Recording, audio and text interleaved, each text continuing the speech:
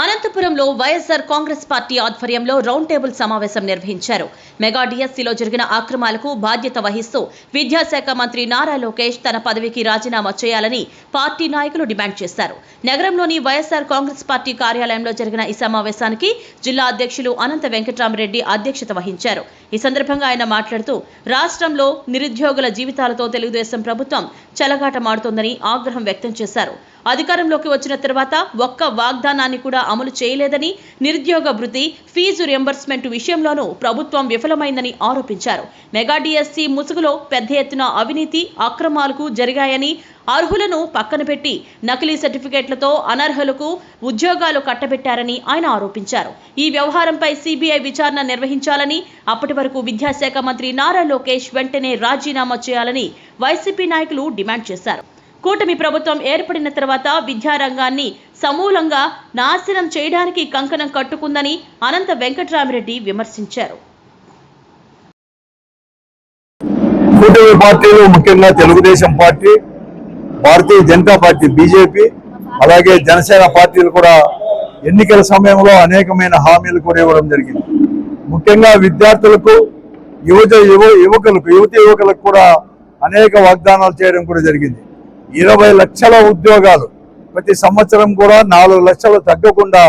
అవన్నీ కూడా ఫిలప్ చేస్తామని చెప్పేసి, అలాగే విద్యార్థులకు వచ్చేసి ఫీజు రియంబర్స్మెంట్ అంటే వసతి దీవెన కానీ, విద్యా దీవెన కానీ అవన్నీ కూడా బకాయిలు కూడా చేసేసి, అంటే ఎంత ఫీజులు ఉంటే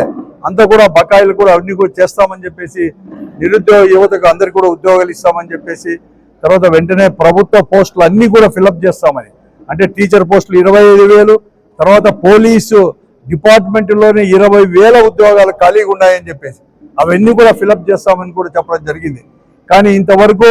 మొదటి సంతకమే డిఎస్సి అని చెప్పేసి, ఆ డిఎస్సి కూడా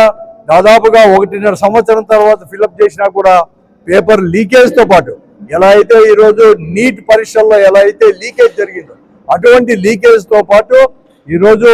అర్హత లేకపోయినా కూడా జీవోను సవరించి వారికి కావాల్సిన అంటే బీఈడి కానీ, టెట్ కానీ,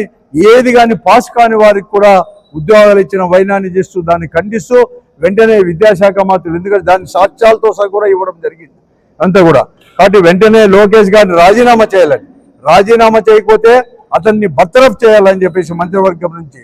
తర్వాత సిబిఐ ఎంక్వైరీ కావాలని చెప్పి ఒక డిమాండ్తో, తర్వాత ఏదైతే బకాయిలు పడినాడో దాదాపుగా 9,500 కోట్ల రూపాయలు ఫీజు రియంబర్స్మెంట్, తర్వాత వసతి దీవెన కింద పడినారో అది వెంటనే చెల్లించేసి వారందరినీ కూడా ఆదుకోవాలని చెప్పేసి, అలాగే నిరుద్యోగులకి ప్రతి నెల కూడా 3,000 రూపాయలు ఇస్తామని చెప్పారు. కాబట్టి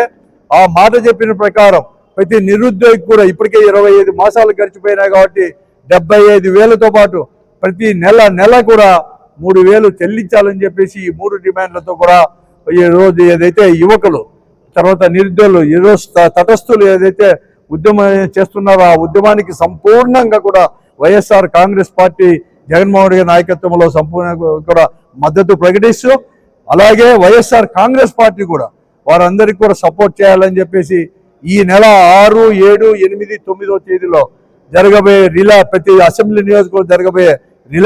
నిరాహార దీక్షలో ప్రతి ఒక్కరు కూడా వైఎస్ఆర్ కాంగ్రెస్ పార్టీ శ్రేణులంతా కూడా పాల్గొనాలని చెప్పి, అలాగే తటస్థులు ప్రతి ఒక్కరు కూడా ఈరోజు అందరూ కూడా అంటే రాజకీయ పార్టీలు అందరూ కూడా ఇతర రాజకీయ పార్టీలు అందరూ కూడా మద్దతు చెప్పేవారంతా కూడా పాల్గొనాలని చెప్పేసి వైఎస్ఆర్ కాంగ్రెస్ పార్టీ పిలిపిస్తూ, ఆ 4 రోజుల తర్వాత 10వ తేదీ జరగబోయే ప్రతి అసెంబ్లీ నియోజకవర్గంలో జరగబోయే ర్యాలీ అనేది కూడా పెద్ద ఎత్తున విజయవంతం చేయాలని చెప్పేసి చేస్తాము. ఈరోజు ఈ రౌండ్ టేబుల్ సమావేశంలో కూడా నేను కూడా అందరూ కూడా దాన్ని కూడా మద్దతు కూడా ప్రకటించారు. ముఖ్యంగా ఈరోజు యువత కడుతున్న దాని అందరూ కూడా శాఖ అధికారి కానీ, అలాగే మన రిటైర్డ్ ప్రిన్సిపాల్, తర్వాత ఉత్తమ అవార్డు అందుకున్న రంగస్వామి గారు కానీ, ఆ తర్వాత శంకరయ్య గారు, అలాగే ముఖ్యంగా విద్యార్థి అక్కడి నుంచి ఎస్కే యూనివర్సిటీ వచ్చిన విద్యార్థి నాయకుడు సురేష్ గారు, వారందరికీ కూడా ప్రత్యేక ధన్యవాదాలు తెలుపుకుంటూ రేపు జరగబోయే కార్యక్రమంలో కూడా మీ అందరి యొక్క మద్దతు, అలాగే నేను అందరినీ కోరుతున్నాను, బహిరంగంగా కోరుతున్నాను, ఈ జిల్లా కేంద్రంలో కానీ ఈ జిల్లాలో ఉండే ఎక్కడికక్కడ ఉండే రాజకీయ పార్టీలు, వామపక్షాలు కావచ్చు, లేకపోతే ఇతర కూడా పార్టీలు కూడా ఈ నిజంగా ప్రజల సమస్యలపైన ఏదైతే వైఎస్ఆర్ కాంగ్రెస్ పార్టీ నిర్ణయం తీసుకుందో నిరాహార దీక్షలు కానీ, అలాగే ర్యాలీలో కానీ దాంట్లో కూడా మీ మద్దతు ప్రకటించాలని చెప్పేసి కూడా ఈ సందర్భంగా వారికి కూడా ఆహ్వానం కూడా పలుకుతున్నాం. వారందరినీ కూడా కోరుతా ఉన్నాం కూడా వైఎస్ఆర్